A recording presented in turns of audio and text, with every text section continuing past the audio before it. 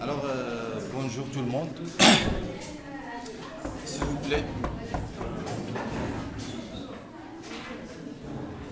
Aujourd'hui, on va essayer de faire la programmation réseau avec les sockets, d'accord?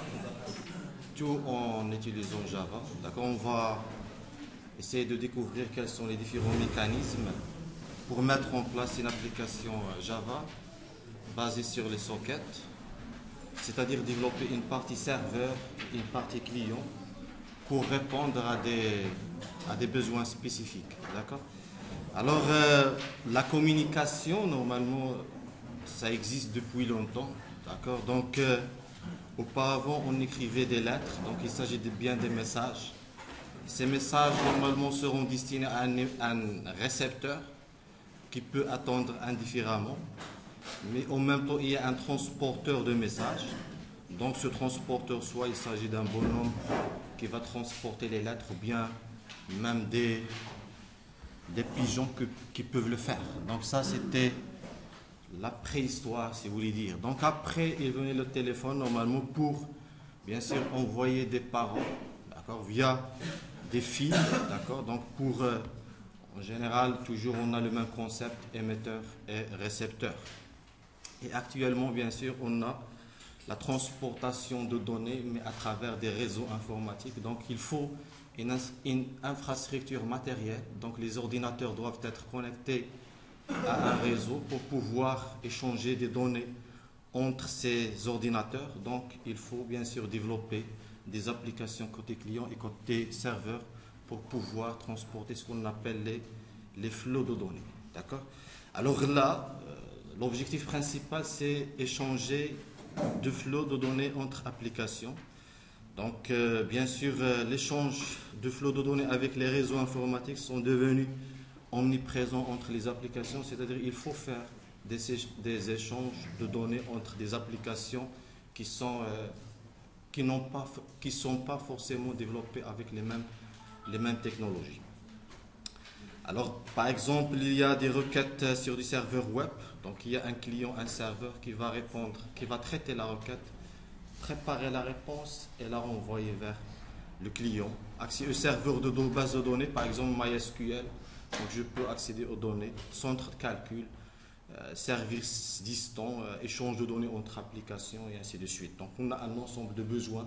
Donc c'est pour cela qu'il faut assurer bien sûr les mécanismes qu'il faut pour faire communiquer ces applications. Alors pour assurer ça, il y en a un concept fondamental qui est les sockets. Socket, ça signifie prise, d'accord, en français, si vous voulez dire. Donc, dans le cadre logiciel, la socket, en réalité matérielle, c'est une prise. Et dans le cadre logiciel, c'est quoi? Elle représente une interface entre le système d'exploitation et l'application à développer. Bien sûr, la socket que nous allons développer, basée par exemple sur Java ou bien sur un autre langage de programmation, bien sûr, pour qu'elle puisse faire son travail, elle doit se baser sur les services offerts par le système d'exploitation et surtout qui sont basés sur le protocole TCP, IP et aussi EDP pour la communication asynchrone. Bien sûr, Java, il introduit le concept pour assurer cette communication-là, il introduit le concept de socket. Alors l'objectif de cette présentation est en même temps, comme nous l'avons déjà dit, il faut essayer de mettre en place une application de gestion de banque qui permet aux clients de faire un ensemble d'opérations en ligne ou bien à distance. Par exemple, consultation de compte pour savoir l'historique des différentes opérations, faire un versement à distance, faire un retrait et faire des règlements de factures. Donc c'est ça, c'est l'objectif. Alors il y a une application, nous allons mettre une application client. Donc l'application client va demander une connexion au serveur. Le serveur doit autoriser la connexion. C'est ici on précise quelles sont les démarches à faire. Donc le client envoie la requête de connexion, essai de connexion. Le serveur doit autoriser la connexion. Le client doit envoyer des requêtes. Le serveur doit traiter la requête, prépare la réponse et renvoie la réponse. D'accord? Bien sûr, le client va recevoir, de l'autre côté va recevoir la réponse. Pour ceci, bien sûr, il faut suivre un ensemble d'étapes. Parmi ces étapes-là, il y a une étape, la première étape, c'est comment savoir déjà les informations avec S ici. Informations réseau sur une machine. Quels sont les traitements à mettre en place pour connaître quelles sont les informations réseau de ma machine. Aussi, il faut connaître comment établir une liaison entre un serveur et un client. Une liaison, donc on va voir qu'il s'agit d'une socket. Une liaison, c'est une socket qui a deux extrémités. Et ensuite, on va voir comment échanger de flux de données entre un serveur et un client. Et bien sûr, le flot de données, soit un simple entier, comme nous allons voir, une chaîne de caractères, ou bien un objet qui peut avoir, lui aussi à son tour, il peut avoir à son intérieur autre objet. Dans l'autre étape, la deuxième étape, nous allons essayer d'assurer une communication avec un seul serveur et un ensemble de clients. Bien sûr, pour faire ceci, il faut se baser sur le concept de thread. D'accord? Alors ça, c'est l'objectif qu'on va essayer de réaliser durant cette démonstration. Alors pour ce faire, dans un premier temps, on doit savoir quelles sont les classes techniques qui sont déjà offertes par Java. Donc Java, bien sûr, il offre dans ses différentes versions de GDK, il offre un ensemble de classes techniques qui permettent de faire ces affaires-là. Alors la première des choses, il y a une classe qui appartient, si vous avez remarqué, toutes les classes appartiennent au package java.net. Alors ici, il y a une adresse qui permet de connaître les éléments ou bien les informations concernant une machine. Server socket pour démarrer le serveur, d'accord, et attendre une connexion, et il va bien sûr jouer le rôle de serveur. Et ensuite, la classe socket qu'on va voir comment l'utiliser. Dans un premier temps, nous allons essayer de voir quelles sont les différentes informations concernant une machine à travers la classe initAddress. Donc, si pour cela, je vais commencer par créer un nouveau projet, un projet bien sûr Java, d'accord, dans lequel je vais spécifier donc serveur application, ou bien je vais dire socket serveur application. D'accord. Donc c'est parce que nous allons réaliser deux applications, une application côté serveur et une application côté client. Donc dans un premier temps ici, je vais commencer par connaître les différents éléments, d'accord, concernant une machine. Donc ici, je vais comme point step 1. Dans ce package-là, je vais créer une classe que je vais l'appeler programme serveur. Serveur programme. Dans un premier temps, nous allons essayer de connaître les différents éléments concernant ma machine. Donc pour ceci, nous avons dit que nous allons utiliser cette classe qui s'appelle initAddress. Cette classe-là, elle contient un ensemble de méthodes statiques. Alors, le nom de la classe est initAddress.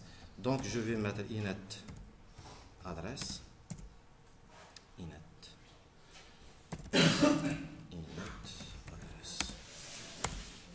Alors initAddress, je vais l'appeler l'objet, je vais l'appeler adresse. Égal.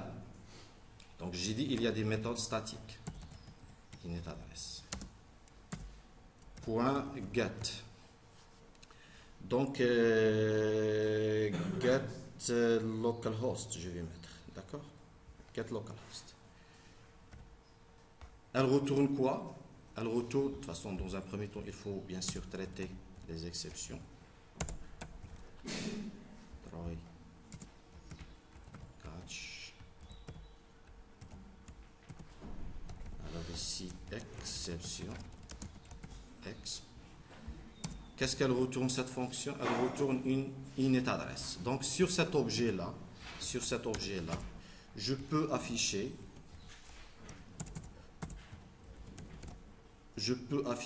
par exemple get hostname pour afficher le nom de ma machine. D'accord? Non. Je peux en même temps afficher l'adresse IP. Get adresse. D'accord? Là,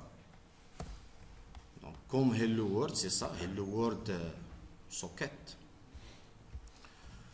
Bien sûr, j'affiche le nom. Et ici, c'est get host name. Je pense get host adresse. Pour afficher l'adresse, ça c'est l'adresse MAC. Je pense get host adresse. Voilà, l'adresse IP. Donc, je suis connecté au réseau interne de l'Inset. Donc, automatiquement, j'ai l'adresse 10.10.0.80.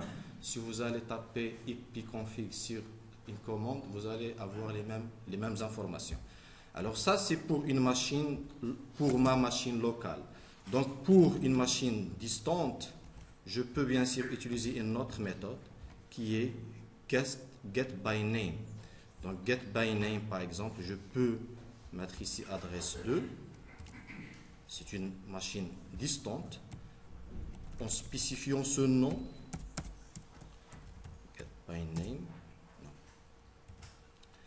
getByName, et je vais préciser le nom de la machine distante. Par exemple, je peux, ici pour le cas de l'Inset, si je suis connecté à Internet, Inset Media, je pense.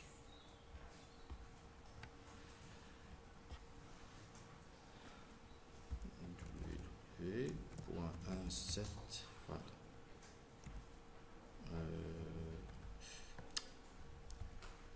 Voilà, insetmedia.c. Si je vais demander les informations concernant cette machine-là, qui se trouve sur cette adresse, donc il faut juste taper juste le nom, www. Et voilà. Alors ici c'est quoi? Type cannot convert from init address to. Non, c'est pas par by, juste voilà, juste by name. Sinon all by name va retourner la liste des adresses parce qu'une adresse, il peut avoir plusieurs. Une machine, un nom, il peut avoir plusieurs adresses. Donc ici, je vais retourner juste un nom. Alors ici, de la même manière, je peux afficher les informations concernant cette adresse-là et aussi son adresse IP. D'accord? Alors si je vais réexécuter, je peux avoir autre information. Donc le nom, c'est bien ça. Et l'adresse sur laquelle se trouve la machine, c'est cette adresse-là. Donc ici, c'est le Hello World. On peut bien sûr avoir des informations réseau concernant une machine. Donc tout cela, pour moi, c'est bon. Donc on n'aura pas besoin, dans la suite de la présentation, on n'aura pas besoin de ça. D'accord? Voilà. C'est bon. Maintenant, je peux connaître des informations concernant des machines. Alors la suite, bien sûr, il faut utiliser les autres classes, socket et server socket, pour assurer une communication entre deux applications, une application client et une application serveur. Donc pour ceci, bien sûr, il faut suivre un ensemble d'étapes. Bien sûr, pour qu'un client puisse se connecter à un serveur distant, il faut que le serveur distant il est démarré et il est à l'écoute. Donc il est démarré, c'est-à-dire il y a un objet, d'accord, qui est en cours d'exécution.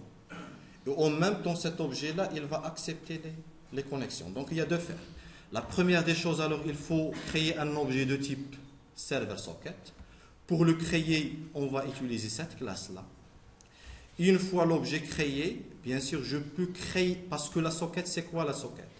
La socket, c'est deux extrémités. D'accord? C'est-à-dire, une socket, une liaison entre deux machines, c'est deux sockets. Ce n'est pas une seule socket. Une liaison entre deux machines, c'est deux sockets. Une socket côté serveur et une autre socket côté application client. D'accord? Donc, combien d'objets je vais avoir ici? 3 objets différents. Le premier objet représente le serveur. Le deuxième objet représente une socket côté serveur. Le troisième objet représente une socket côté client. Pour créer la socket côté serveur, je dois me baser sur server socket de type server socket. D'accord? Alors, si je vais modéliser le problème, j'ai mon application serveur. D'accord? Bien sûr, le serveur doit écouter sur un port. D'accord? Bien sûr, même le client, il peut communiquer avec le serveur à travers un port. Le serveur, il a une adresse et le client doit avoir une autre adresse. Pour notre cas, nous allons utiliser l'adresse locale, 127.0.0.1. Alors, dans un premier temps, mon application elle a besoin de plusieurs informations. La première information, c'est le numéro de port. La deuxième information, c'est un objet de type server socket. Et le troisième objet, c'est un objet de type socket. D'accord? On va alors essayer d'implémenter cette classe-là. Le constructeur, qu'est-ce qu'il va faire? Il va démarrer le serveur, créer le serveur socket, et en même temps, créer la socket. Non, il ne va pas créer la socket. D'accord? Tout simplement, il va initialiser le serveur. Et accepter connexion, qu'est-ce qu'elle va faire? C'est une autre méthode que nous allons la mettre en place. Elle va créer socket côté serveur. Donc, comme s'il y a une liaison qui va se créer. Mais cette socket ne va se créer qu'après la demande de client. Donc, on va avoir le séquencement des messages échangés entre le client et le serveur pour créer une socket. C'est une liaison. Alors, je dois initialiser, d'accord, le serveur pour créer cet objet-là. Ensuite, il est à l'écoute. D'accord? Il est à l'écoute. Donc, il est démarré et il est à l'écoute. Ici, il attend, accepte. Il attend une requête client.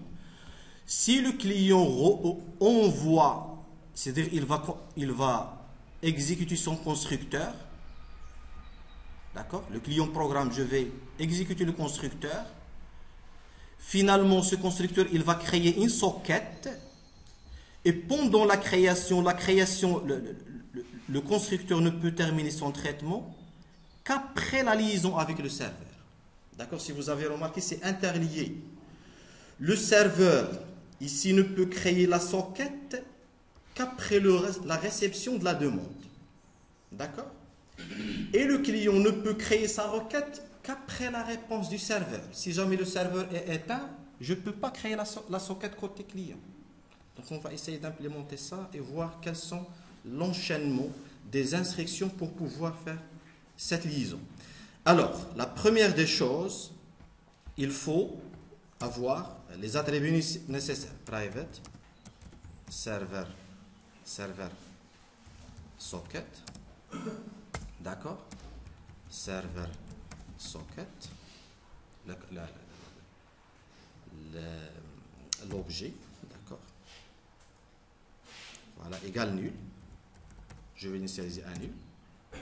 Ensuite, je vais utiliser un port, c'est une constante que je vais utiliser. Private static final int port égale 3. D'accord? Et ensuite, qu'est-ce qu'il y a? La socket que je vais l'établir une fois la demande arrive. D'accord? Alors, il s'agit d'un objet socket. D'accord? Socket and 1. D'accord? Socket côté serveur. Alors, il faut bien sûr mettre en place un constructeur. Ce constructeur-là, qu'est-ce qu'il va faire? Il va déjà créer un objet de type server socket égal à new, d'accord, server socket. Donc je vais les démarrer sur quel port? D'accord. Voilà, j'ai démarré le serveur. Bien sûr, il faut faire un try catch. D'accord. Try catch. Exception. Exp. Voilà. Maintenant, j'ai créé le code nécessaire pour démarrer le serveur. Pour démarrer le serveur, je peux mettre, par exemple, server socket, non, server programme, server égale à new, server programme. D'accord? Si je vais démarrer maintenant, c'est une application qui marche. Si je vais la démarrer, je vais démarrer un serveur. Mais qu'est-ce qu'il fait? Il est démarré, il ne fait rien. D'accord? Alors jusqu'à maintenant, j'ai cet objet-là. À travers ce constructeur, j'ai cet objet qui est server socket. Alors dans la suite, qu'est-ce qu'il faut faire? Il faut bien sûr que le serveur doit être capable d'accepter des connexions. Pour cette affaire-là, on a une méthode qui s'appelle accepter connexion. Donc je vais mettre en place une méthode qui s'appelle accepter connexion. Oui? Alors, accepter connexion. Il y a quelqu'un qui... Non? D'accord. Alors, accepter connexion, qu'est-ce que je vais faire? Une fois que j'accepte la connexion, qu'est-ce que je vais faire? Je vais créer la socket côté serveur. Donc, il s'agit d'une socket. D'accord? Socket end 1. Je vais l'initialiser. D'accord? Égal à quoi? Égal à... C'est le serveur qui va me fournir cette... D'accord?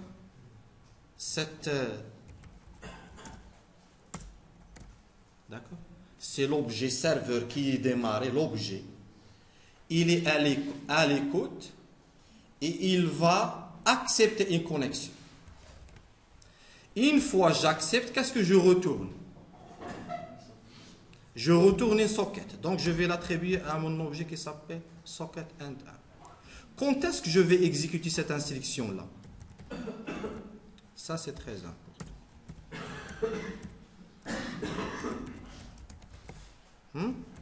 Quand est-ce que je vais exécuter cette inscription-là? Même si je vais faire serveur point accepter connexion. Lorsque je reçois une demande. Alors ici, je peux dire, je peux afficher des messages. Serveur start. D'accord. Non, serveur. D'accord. Ici, je peux afficher un message. Serveur. Elle est démarrée. Parce que si j'arrive à exécuter cette instruction, mon serveur elle est démarré. Sinon, il y a un problème. Soit le port il est occupé, ou bien quelque chose qui a empêché l'exécution de cette requête de manière correcte. Alors, dans la suite, je vais accepter la connexion. Je peux afficher ici un message attente de demande de connexion. D'accord? Et ici, je vais afficher un autre message connexion établie. D'accord? Alors, si je vais exécuter maintenant ça, quels sont les différents messages que je vais obtenir? Je vais démarrer le serveur. Serveur, s'il n'y a pas de problème, serveur started, attente de demande. D'accord? Il ne va pas afficher connexion établie parce qu'il n'a reçu aucune demande. Parce que ça, nous avons dit, les sockets en Java, ils vont utiliser les mécanismes de système d'exploitation pour pouvoir créer des sockets. Donc ici, je vais attendre le système d'exploitation qui va me donner un signal comme quoi il a déjà reçu une demande à travers le même port pour établir une socket. Donc si je vais exécuter ça, bien sûr, je vais attendre de demande. Maintenant, qu'est-ce qu'il faut faire? Il faut développer le côté client. Alors là, bien sûr, c'est une autre application que je vais mettre en place. Donc, je vais créer une autre application carrément pour séparer les choses. Une application serveur, une application client. Donc, projet. Et pour qu'il soit rapproché, socket client, application. D'accord. Voilà. Alors là, dans cette application-là, de la même manière, je suis toujours dans l'étape 1, je vais créer un package qui va porter le nom step 1. Et par la suite, bien sûr, il faut créer une classe qui s'appelle client, serveur programme, client programme. D'accord? Pour avoir les mêmes noms. Alors ici, il s'agit d'un main. d'accord, qui va faire des traitements. Le client, qu'est-ce qu'il a le client? Il a une socket parmi ses attributs, il a un constructeur qui va s'exécuter. D'accord? Alors, je vais créer un attribut private socket. C'est une socket maintenant parce que lui, il ne va pas créer l'objet server socket. Il ne s'agit pas d'un serveur. Il va tout simplement créer la socket. C'est un client. Socket et socket and 2, d'accord, je vais l'initialiser à nul. Alors pour créer la socket, il me faut un constructeur. De toute façon, je peux faire tout ça dans le main, mais pour faciliter l'évolution de mon application jusqu'à la fin, d'accord, je peux faire tout dans le main et je vais exécuter le serveur et le client. Mais pour souci de faire évoluer de manière simple mon application jusqu'à la fin, je suis en train de modéliser en même temps. Alors là, il faut faire le constructeur.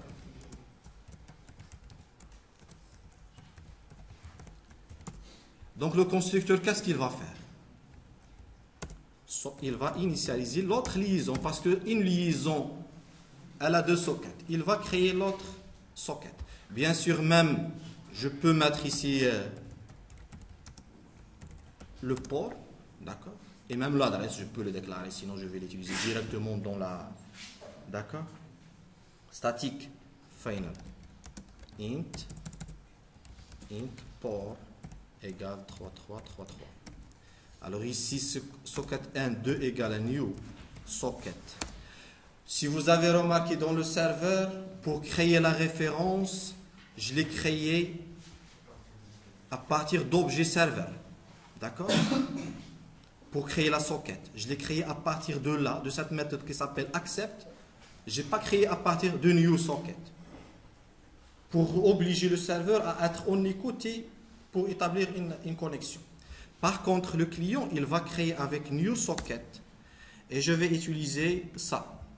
D'accord? Un constructeur surchargé, sinon vous pouvez utiliser autre constructeur et le mettre à jour par la suite. Donc le premier argument, il s'agit de l'adresse de mon serveur et le deuxième argument, c'est le numéro de port.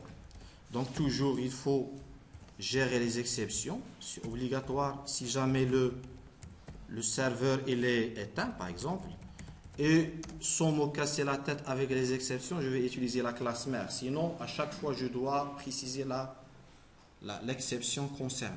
Alors ici, exp, parce que l'objectif, ce n'est pas de gérer les exceptions.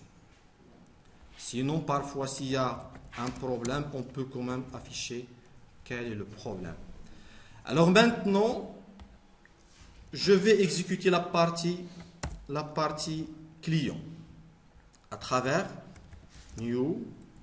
Donc je peux mettre client programme, d'accord, égal bien client tout court, c'est pas ça, client égal à new client programme. Qu'est-ce que je vais faire maintenant une fois exécuté l'application? Je vais commencer par exécuter cette instruction-là. S'il n'y a pas de problème, cette instruction va retourner un résultat et le stocker ici. Dans le serveur, il ne peut pas... Donc, j'ai une instruction, il doit commencer avec cette instruction-là. Le résultat de cette instruction, il sera stocké ici. Mais cette instruction, elle ne sera exécutée qu'après la réception d'une demande réelle. D'accord? Alors maintenant... Le problème, est-ce que le serveur attend ton demande? Il est toujours en exécution. Si je vais exécuter mon serveur, il va dire peut-être le port il est occupé. Non? Voilà, je l'avais arrêté. Maintenant, si tu vas l'exécuter encore, il est occupé. D'accord? C'est bon. Maintenant, le serveur, il attend une connexion. Si je vais aller vers l'application client, il s'agit d'une autre application, d'un autre projet. Si je vais démarrer cette application-là, qu'est-ce que je vais faire? Si vous avez remarqué, les deux applications, le serveur il a affiché connexion établie. Et il est terminé. L'exécution a terminé. Pourquoi? Parce que après ce message-là, moi, j'ai rien fait. D'accord? Il va terminer l'exécution. Donc jusqu'à maintenant, qu'est-ce que nous avons fait? Nous avons créé deux sockets pour créer une liaison. Donc jusqu'à maintenant, nous avons fait ça. Créer cette socket client, cette socket serveur, pour finalement établir une liaison entre le client. C'est un canal de communication entre les deux terminaux. Alors la suite, c'est quoi? Bien sûr, il faut faire quoi? Il faut échanger de flux de données entre le serveur et le client, c'est-à-dire l'échange de messages. Alors comment? Bien sûr, quand dire échanger de messages, c'est-à-dire le serveur doit être capable de lire des messages ou bien des requêtes arrivées à partir du client, et aussi il doit envoyer des réponses. Donc c'est un mécanisme de entrée-sortie. Sortie pour écrire des messages destinés vers le client, et entrée pour recevoir des messages à partir du client et les traiter. Donc j'ai un mécanisme de out-in, et de la même manière pour le client. Il doit être capable d'envoyer des messages vers le out et recevoir le message vers le in. Ça c'est le concept. Comment le faire? Bien sûr là, il y a aussi des mécanismes d'entrée, de flux d'entrée-sortie. Donc nous allons se baser sur des flux pour pouvoir ça. Donc la modélisation. Alors pour modéliser cette affaire-là, j'ai déjà la socket, mais cette socket-là, c'est une classe. En plus de la création de la socket, elle a autre méthode. Elle a une méthode getInputStream pour préparer un flot de données entrant, pour pouvoir lire ce qui va venir de l'extérieur. Et getOutputStream pour préparer où je vais écrire. D'accord? Donc, getInputStream et getOutputStream. Donc, ces deux méthodes-là, bien sûr, ils vont utiliser des classes InputStream et ici c'est OutputStream, d'accord, du package java.io. Maintenant, nous allons faire évoluer notre classe client programme et notre classe, ou bien notre application, notre programme serveur programme. Alors, l'objectif c'est de faire quoi? Pour envoi du flow, c'est-à-dire je vais utiliser le out par le serveur ou bien par le client. C'est pareil, c'est la même chose, c'est les mêmes traitements, c'est les mêmes classes que je vais utiliser, les mêmes méthodes. Pour moi, préparer un out. Je le prépare et je l'envoie. Pour le in, je dois préparer les éléments nécessaires pour recevoir le flow entrant. Soit qu'il soit un octet, un entier, string, objet, file, ainsi de suite. Et utiliser le flow entrant, bien sûr. Ça, c'est l'idée et la conception. Alors, le comment, bien sûr, on va essayer de faire évoluer notre classe, serveur programme et client programme. Alors, dans serveur programme, bien sûr, il faut ajouter deux attributs. Un attribut pour le in et un autre attribut pour le out. Donc, input stream, output stream. D'accord? Et pour l'autre partie, c'est la même chose, pour pouvoir lire et écrire des flots de données. Alors, jusqu'à maintenant, nous allons commencer par la chose la plus simple, qui est envoyer un entier du client vers le serveur.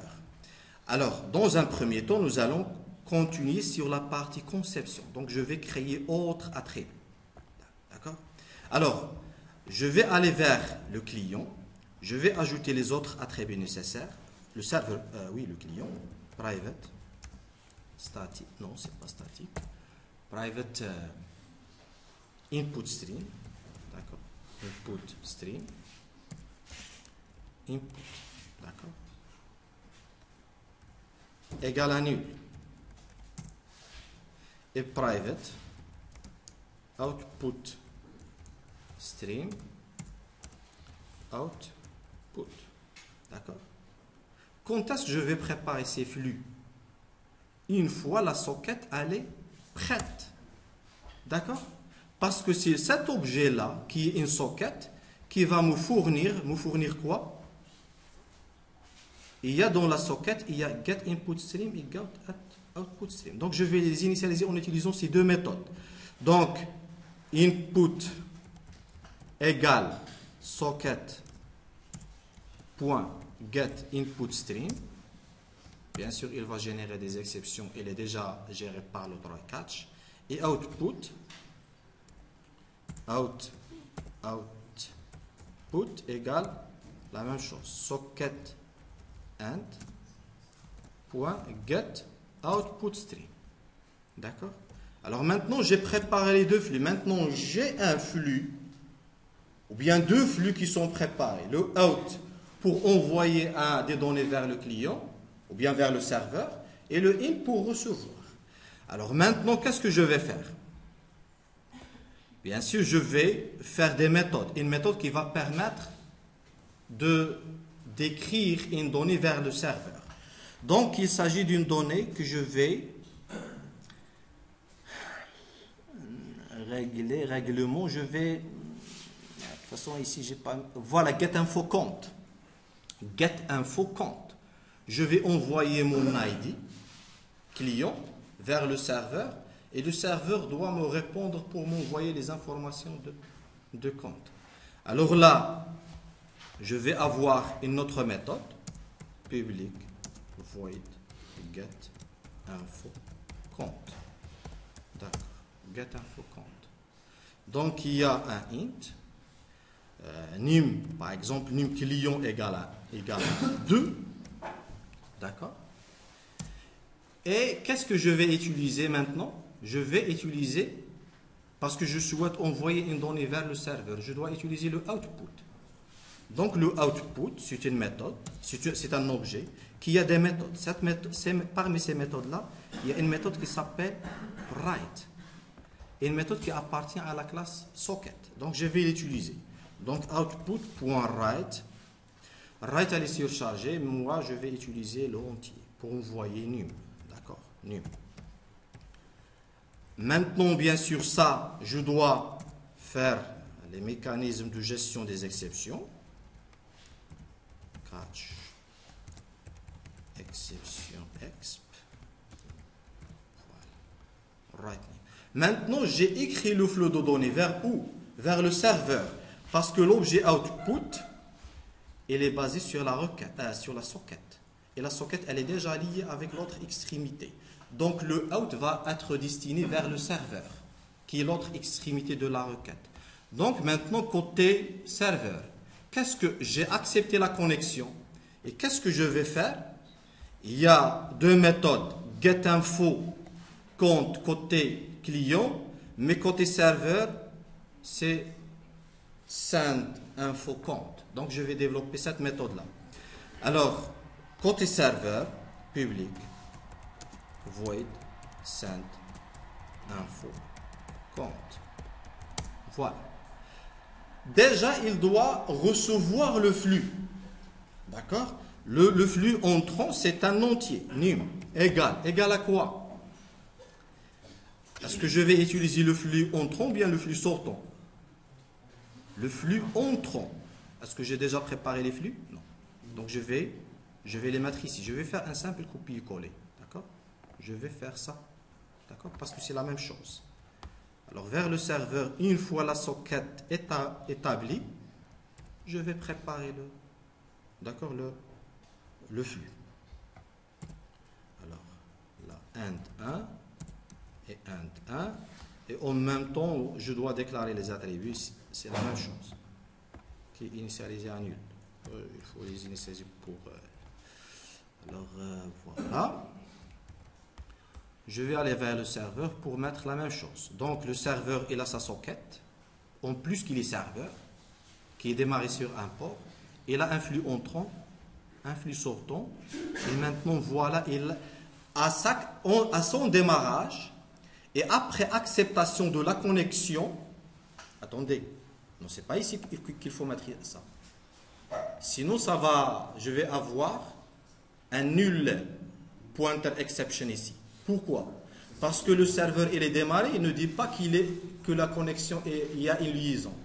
Il faut initialiser la socket end après l'acceptation de après ça. D'accord? Alors maintenant, j'ai la connexion, j'ai la liaison qui est établie. Je peux bien sûr attendre le flux entrant, input.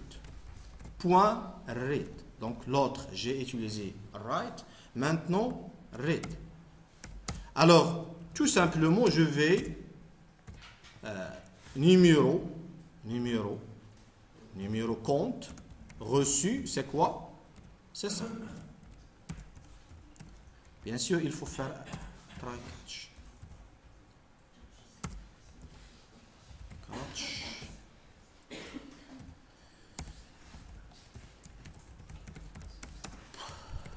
Voilà. Maintenant, je vais démarrer le serveur. Il attend une demande. Je vais démarrer le client. Connexion établie, mais je vais voir qu'est-ce qu'il a fait le serveur. Est-ce que j'ai affiché des choses? Attendez. J'ai pas appelé send info. D'accord? J'ai pas appelé send info. Donc il faut mettre serveur.send info. Est-ce que j'ai déjà le client? Est-ce qu'il envoie la requête? Non. Alors le client get info. D'accord? Je réexécute. Le serveur, il attend la demande. Le client, il va démarrer. Connexion établie, numéro. Ça, c'est côté serveur. J'ai reçu le message côté client. Donc, j'ai deux applications qui communiquent entre elles. En échangeant des flux de données, jusqu'à maintenant, j'utilise le flux de données le plus simple qui est des entiers. Et si vous avez remarqué, jusqu'à maintenant, je me base sur la classe socket. Par contre, cette classe-là, c'est-à-dire socket, elle n'a pas toutes les méthodes, par exemple, nécessaires pour envoyer, par exemple, une chaîne de caractères. Write.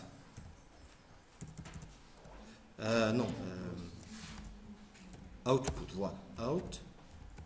Output.write. Je ne peux pas écrire des chaînes de caractères. Je ne peux pas écrire des objets. Donc, le plus important, c'est de faire ça. Donc, pour pouvoir ça, nous allons demander l'aide d'autres classes techniques. Jusqu'à maintenant, c'est bon pour les entiers. Alors, nous allons voir comment ça se passe pour les chaînes de caractères. Voilà. Pour les chaînes de caractères, bien sûr, je vais toujours me baser sur output stream, input stream. Même pour pouvoir écrire des chaînes de caractères, je vais utiliser une autre classe qui s'appelle printWriter. Parce que cette classe, la socket, elle ne permet de créer écrire que des entiers. D'accord? Alors, au lieu d'utiliser write de cette classe-là, je vais utiliser le write d'une autre classe qui est printWriter. Cette classe printWriter, pour la créer, elle se base sur un output stream. D'accord? À ce moment-là, cette classe-là, elle a une méthode write, une chaîne de caractères. Donc, je vais utiliser cette classe-là. Cette classe-là va être définie côté serveur, parce que le serveur, une fois démarré, va attendre les requêtes, reçoit le numéro de compte, et il doit répondre bienvenue le propriétaire de compte. Donc ici, si vous voulez dire, j'ai une partie d'accès aux données côté serveur. Donc moi, de toute façon, si vous voulez dire ça, c'est la partie, voilà, c'est la partie serveur. J'ai une couche DA, et ainsi de suite. Donc, ce n'est pas la peine de coder ça de A à Z parce que vous connaissez de faire ça. J'ai une couche d'accès aux données, base de données mémoire que je vais utiliser, mais moi j'ai déjà préparé ces classes-là. Ce n'est pas la peine de les refaire parce que ça, vous savez le faire. Hadouani. Alors, je vais utiliser des codes qui existent déjà. La couche DAO, d'accord, elle est déjà codée. Et je vais la mettre dans le serveur, compte serveur. Voilà. Alors, cette application, qu'est-ce qu'elle a? Elle a un compte, d'accord? toute façon, c'est un ensemble d'attributs. Le compte, il a un numéro et un solde. Bien sûr, les getters et les setters, parce qu'il s'agit d'une entité. La même chose pour le client. Il a le nom, le prénom et il a un compte. Je vais faire des règlements. Le règlement, de toute façon, on peut changer la modélisation. Pour simplifier les choses, j'ai utilisé ici un entier, key, qui va représenter la clé de client. Et selon cette modélisation, le client ne peut avoir qu'un seul compte. S'il a plusieurs comptes, à ce moment-là, il faut gérer. Et bien sûr, il faut prévoir un montant pour le règlement. Alors, j'ai le client, j'ai le compte, j'ai le règlement et j'ai si vous voulez dire, la couche d'accès aux données ou bien ma base de données, elle est représentée par cette classe-là qui est client DAO. Dans cette client DAO, une fois faire appel à son constructeur, je vais initialiser une base de données mémoire. Cette base de données, elle fonctionne de cette manière-là. Je vais créer un ensemble de comptes. Ici, j'ai 4 comptes. Chaque compte, il a un numéro, il a un solde. Ensuite, je vais créer des clients, ajouter des clients à ma base de données mémoire. Le client, il a un nom, un prénom et un compte.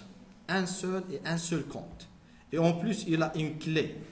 Moi, j'ai utilisé la clé ici pour utiliser la map pour get la clé de manière directe. Par la suite, en même temps, qu'est-ce que j'ai fait? J'ai fait 2 méthodes. Une méthode getOne qui permet de récupérer un objet de type client, parce qu'il s'agit client avec S, c'est une map, c'est une collection map qui contient des clients. GetKey, je vais faire retourner un seul client. L'arabe. Bien. Tu as perdu le fil. C'est difficile de suivre. Essaye de suivre. Tout ce qui est retenu, c'est bien.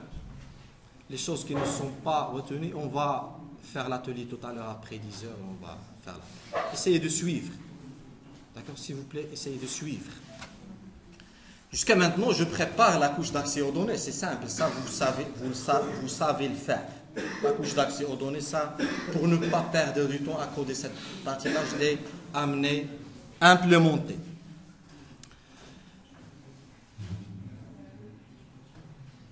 Donc, je souhaite faire quoi? Recevoir.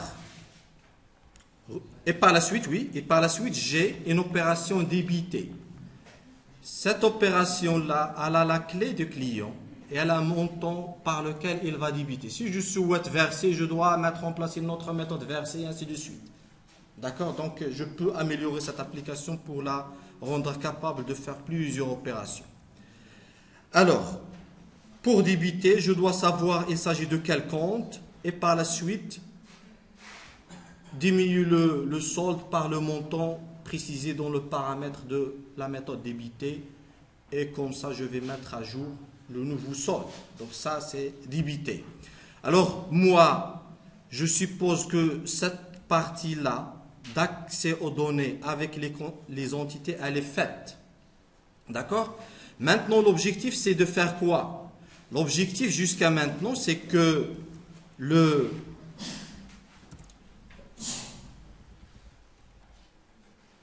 ça, c'est le client. Ça, c'est le serveur. Jusqu'à maintenant, on peut échanger un entier. J'ai envoyé un entier au serveur et le serveur, il a bien lu le bon entier. Qu'est-ce qu'il va faire, le serveur, avec cet entier-là? Il va le prendre, récupérer les informations à partir de la base de données de tous les clients et retourner « Bonjour, Mister » qui concerne le numéro de compte. Donc ici, qu'est-ce que je vais faire? Déjà, la partie du serveur, elle doit être liée à la couche d'accès aux données. D'accord? CDAO égale à new client DAO. À travers ce constructeur, donc j'ai créé l'accès à la couche d'accès aux données et avec le constructeur, j'ai initialisé le map qui va avoir un ensemble de clients. Donc ici, maintenant, une fois démarré le serveur, c'est bon, il est connecté à la couche d'accès aux données. Qu'est-ce que je vais faire? Une fois recevoir, il a accepté la connexion, il va essayer d'envoyer des informations au client. Donc, qu'est-ce qu'il va pour les envoyer? Il doit déjà préparer, parce que l'objectif, c'est d'envoyer une chaîne de caractères. D'accord? Structure, je peux mettre nom, d'accord, ou bien bienvenue. Bienvenue. D'accord? Un message de bienvenue, c'est une chaîne de caractères. Égal à quoi? Égal CDAO, ou bien égal bienvenue. Bienvenue. D'accord? Plus CDAO. Point get. One. Elle retourne quoi? Elle retourne le client. Pour avoir ce nom,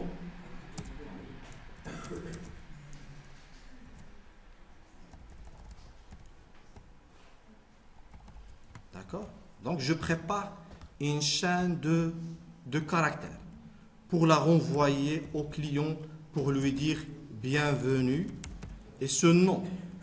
Et si pour ça, je vais par exemple, le client il envoie quel numéro? Il envoie le numéro 2. Donc je dois avoir bienvenue tata tati. Alors jusqu'à maintenant, le serveur, il est en train de faire quoi? Il est en train de préparer le flot de données à envoyer au serveur, à envoyer au client. D'accord? Pour envoyer vers le client, je dois utiliser le out. Le output. Mais le out, il ne peut écrire jusqu'à maintenant que les entiers. Nous avons dit, pour pouvoir envoyer des chaînes de caractères, qu'est-ce qu'il faut faire? Il faut se baser sur voilà.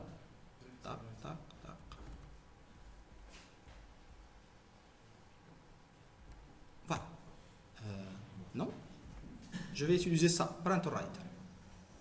PrintWriter pour mettre en place un write d'une chaîne de caractères.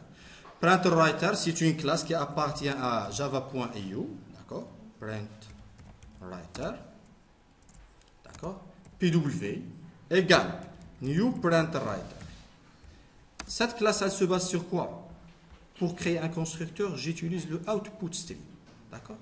Donc, new, voilà, et je vais utiliser mon output. D'accord? C'est bon. Maintenant, j'ai préparé un PW qui est basé sur le output retourné par la socket. Donc, j'ai bien la liaison. Un objet se base sur un objet jusqu'à l'extrémité pour envoyer le message. Alors maintenant, qu'est-ce que je vais faire avec ce W-là? Elle est capable d'envoyer une chaîne de caractères. D'accord? Une chaîne de caractères qui est bienvenue. Alors maintenant, je vais exécuter le client, le serveur, mais fort probable, je vais avoir cette fois-ci une erreur. Une fois le client démarre,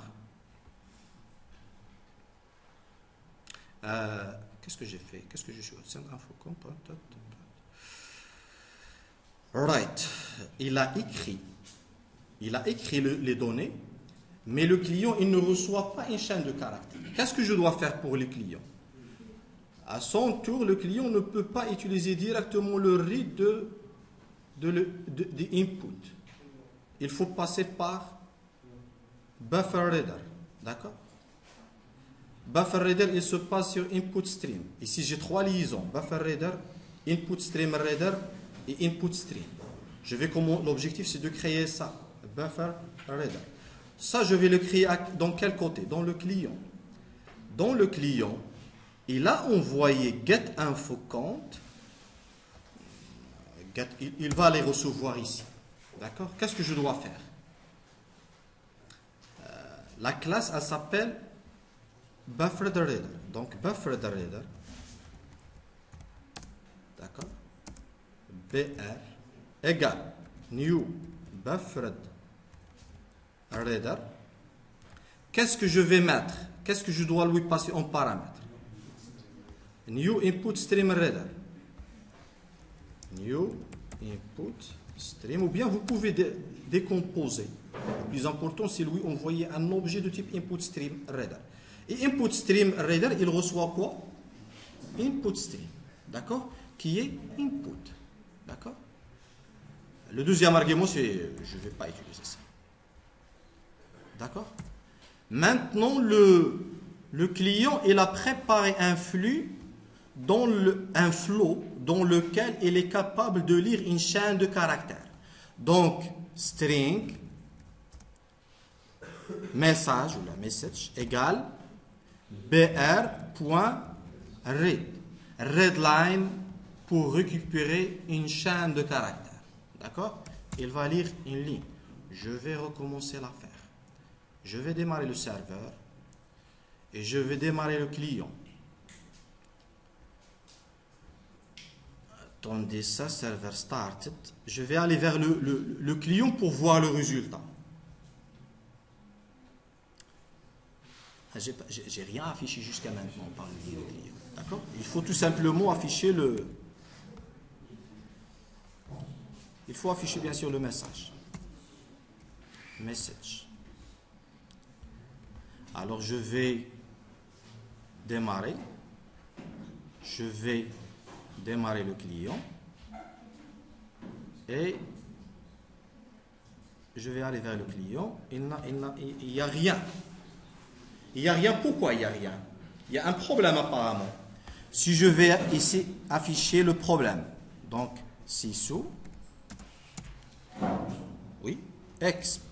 Je vais afficher le problème. Alors, je vais démarrer le client, le serveur. Je vais démarrer le client. Connexion annulée. D'accord? Pourquoi annulée? Parce que une fois essayé d'envoyer des chaînes de caractères, il faut obligatoirement utiliser la méthode flash. Et parfois, il faut aussi la combiner avec la méthode close. D'accord? Donc, une fois envoyé le flux côté serveur, il faut dans PW mettre flash. Voilà. Et je peux mettre close. D'accord? Maintenant, je vais redémarrer le serveur. Elle est en attente. Je vais démarrer le client. Bienvenue tatatati. Maintenant, le client envoie un numéro. Le serveur traite le numéro.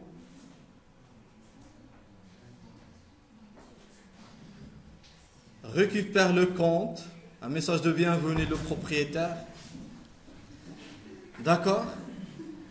Et voilà, maintenant on est capable d'envoyer un message de type entier, recevoir un message de type entier, préparer une chaîne de caractères et l'envoyer et la recevoir.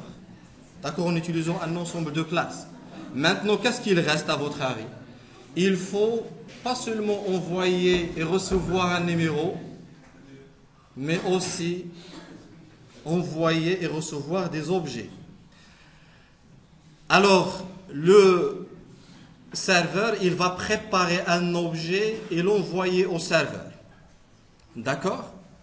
Alors là, au lieu de print writer, ça c'est bien. Ça c'est la première étape. D'accord? Maintenant, je ne vais pas préparer une chaîne de caractères. Je vais préparer un objet. Pour préparer un objet, quelles sont les classes nécessaires? Parce que la classe socket ne suffit pas. Il faut autres classes techniques qui vont permettre de faire cette opération-là. Alors, ces opérations-là, j'ai deux classes. Object Output Stream et Object Input Stream. C'est plus simple que les chaînes de caractères parce qu'il y a une liaison directe. Et je peux utiliser ça pour même envoyer des chaînes de caractères. Pourquoi? Parce que les chaînes de caractères, ce sont des objets. Alors là, je vais nommer la classe comment? Object Output Stream. Object Output. Voilà. Je vais la nommer OS. égale new object output stream qui reçoit directement, j'ai le constructeur ici qui reçoit directement, sachant que vous pouvez trouver autre classe. Donc c'est à vous de faire le bon choix. Quelles sont les classes que je vais utiliser pour répondre à mes objectifs? Alors là, je vais utiliser output. D'accord? Et os.write quoi? Write un object qu'il faut le préparer. Maintenant, je ne vais pas tout simplement envoyer une chaîne de caractères, mais je vais envoyer tout le client. Donc, je vais mettre client, CL égale client égale ça. Voilà, égale à ça. Qu'est-ce qu'il y a pour ça? C'est importé, j'imagine. Non? Oui. Ah oui, c'est derrière client. Oui, il n'est pas importé encore. Alors maintenant, j'ai un objet client. Bien sûr, pour l'envoyer, parce que je vais faire une communication dans le réseau, il faut que la classe client, elle doit implémenter l'interface sérialisable. D'accord? On va l'enlever dans un premier temps pour voir qu'est-ce que je vais avoir comme erreur. Alors ici, client. Maintenant, le serveur écrit sur son flot de sortie, le out, un objet. De l'autre partie, je dois pas utiliser un flux entrant de type chaîne de caractères, mais je vais utiliser un object input, voilà, OI égale new object input stream, le système l'argument input. Maintenant, j'ai mon objet qui va attendre un flux de type objet. Il faut, ici si vous avez remarqué, je dois avoir un client. Je suis dans une autre application. Donc les entités doivent se trouver même dans l'autre partie. Je ne vais pas mettre la couche d'accès aux données. Par contre, je vais tout simplement utiliser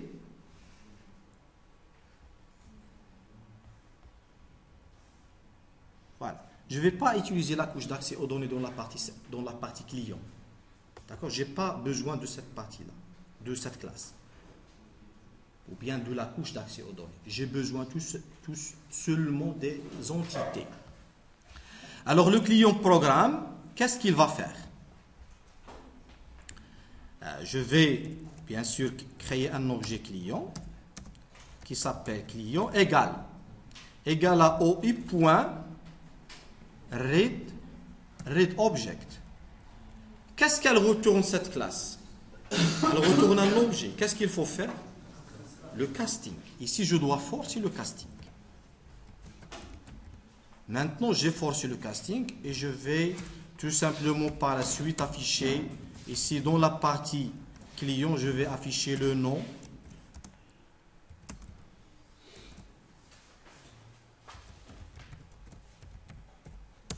Voilà. Je vais afficher le nom et le client. Jusqu'à maintenant, cette application ne va pas s'exécuter. Pourquoi? Parce qu'il faut sérialiser la classe client parce qu'elle va se transporter via le réseau. D'accord? Donc ici, si je vais aller vers le serveur déjà. Il y a un problème de flash. D'accord? Côté serveur, déjà, c'est un premier problème. Voilà, je dois mettre os.flash. os.close. D'accord? Je dois redémarrer parce qu'il n'a même pas envoyé.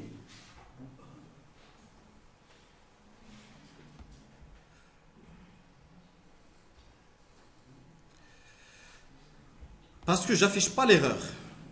Côté serveur, il faut afficher l'erreur. Sysio. Pour connaître c'est quoi exactement l'erreur. Alors, j'affiche, j'exécute. Voilà. Et je vais aller vers le client pour voir, le serveur pour voir. Voilà. Il faut sérialiser. Donc je vais aller vers, parce qu'il a essayé de l'envoyer, mais puisqu'elle n'est pas sérialisée, elle ne peut pas faire. Donc implements, tout simplement, sérialiser. Combien de méthodes contient cette interface-là? Combien de méthodes? Aucune méthode. Sinon, il va me demander comme quoi il faut implémenter les méthodes abstraites.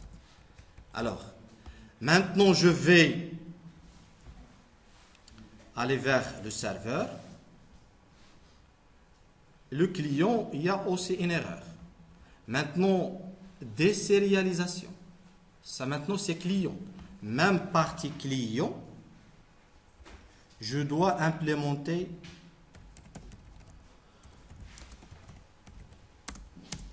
voilà, maintenant ça doit marcher. Alors serveur client, serveur plutôt, client, compte numéro 2, ce qui est reçu. Maintenant si j'affiche le client, tati, j'ai bien affiché son nom.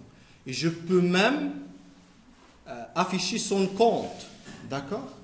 Pourquoi? Parce que le compte ici, à son tour, il doit être sérialisé. Parce que le compte, il est envoyé avec le client. Et je peux aller vers le client programme et afficher son numéro de compte. Donc, je peux envoyer un ensemble d'informations. Get compte. D'accord? Point get numéro plus get compte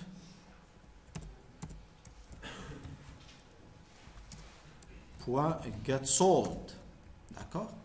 Je réexécute serveur. Il attend la requête. Le client va envoyer la requête. Ah oui, je dois aller vers le client. Voilà. Le numéro de compte et son solde. Donc vous voyez maintenant, j'ai un serveur à un client et le client envoie la requête, son numéro de compte. Le serveur la reçoit, la traite, prépare la requête sous forme d'objet, un objet client qui contient les informations client et le compte aussi. Donc je peux afficher toutes ces informations-là. Donc jusqu'à maintenant c'est bon. Nous sommes capables d'échanger du flux de données entre le serveur et le client. Qu'est-ce qu'il reste? Jusqu'à maintenant nous avons fait l'étape 1. D'accord? Il reste un client et plusieurs serveurs. Parce que si jusqu'à maintenant, une fois le serveur termine avec ce client-là, c'est bon, il a terminé son exécution. Il n'attend plus autre connexion. D'accord? Donc, dans la démonstration suivante, on va essayer de montrer comment rendre capable une application de recevoir non seulement une seule connexion, mais plusieurs connexions à l'aide, bien sûr, des threads, parce qu'il y a un traitement à mettre en parallèle. Ça, c'est la première démonstration.